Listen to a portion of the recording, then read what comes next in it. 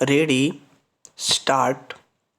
यह अक्सर देखने में आता है कि दक्षिण भारत के कुछ राजनीतिक दलों के कुछ नेताओं के द्वारा विवादित बयान दिए जाते हैं, जिससे उत्तर भारत के आम लोगों से लेकर राजनीतिक दलों के बीच आपत्ति उभरती है।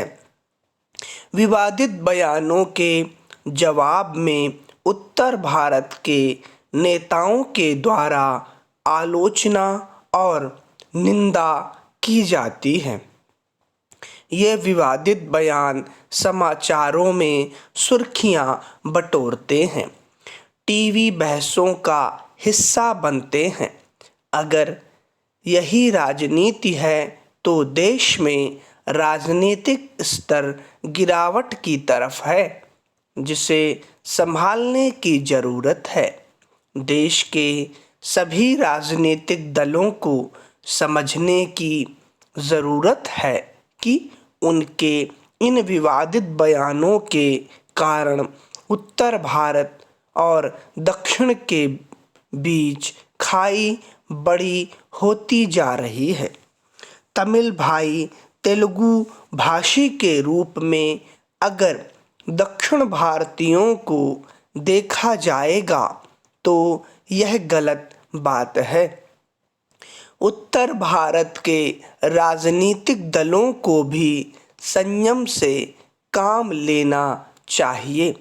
हालांकि कई बार राजनीतिक मंशा को पूरा करने के लिए किसी नेता के पुराने वीडियो भी सुर्खियों में ला दिए जाते हैं। इसके बावजूद यह भी सच है कि दक्षिण भारत के राजनीतिक दलों के द्वारा दिए गए बयानों के कारण विपक्षी गठबंधन इंडिया के उत्तर भारतीय राजनीतिक दलों को अकारण कठिनाइयों का सामना करना पड़ सकता है।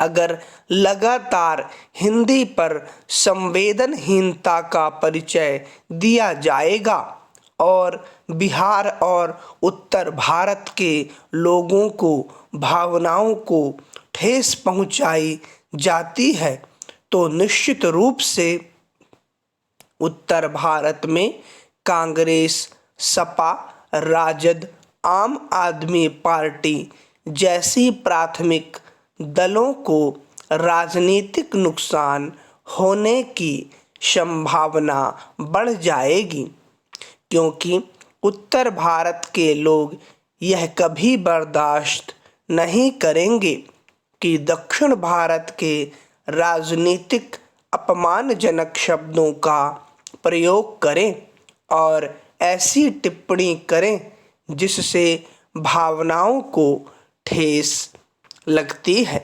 दक्षिण भारत के राजनेताओं को समझना होगा कि उत्तर भारत राजनीति अलग है।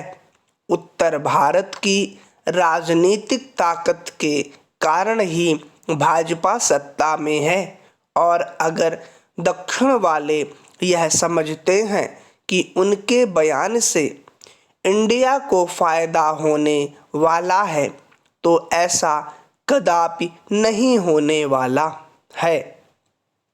पिछले दशक तक चीन की औद्योगिक प्रगति का पूरे विश्व में डंका बज रहा था और चीनी माल का न्यूनतम मूल्य अन्य देशों से कहीं कम होता था।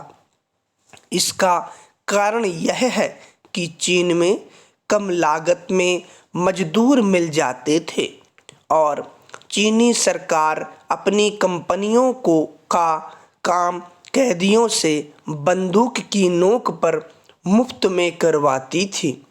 मगर समय का फेर ही है कि नई जिनपिंग के सत्तारूढ़ होते ही उन्होंने विदेशी कंपनियों के प्रति सख्ती बरतनी शुरू कर दी, जिससे कई विदेशी कंपनियां भारत सहित अन्य देशों में अपना काम शुरू करने लगीं। फिर अमेरिका से टकराव के चलते उसके निर्यात पर भी बुरा असर पड़ा। कोरोना काल में अत्यंत सख्ती से प्रॉपर्टी वालों के पास फंस गई है। वर्तमान में रूस यूक्रेन युद्ध, इजराइल हमास युद्ध के चलते विश्व के साथ साथ चीन पर भी इसका आर्थिक दुष्प्रभाव पड़ा। पहले की तरह इस बार भी विश्वव्यापी आर्थिक मंदी की शुरुआत चीन से ही होने जा रही है, इसमें कोई दो राय नहीं है। स्टॉप।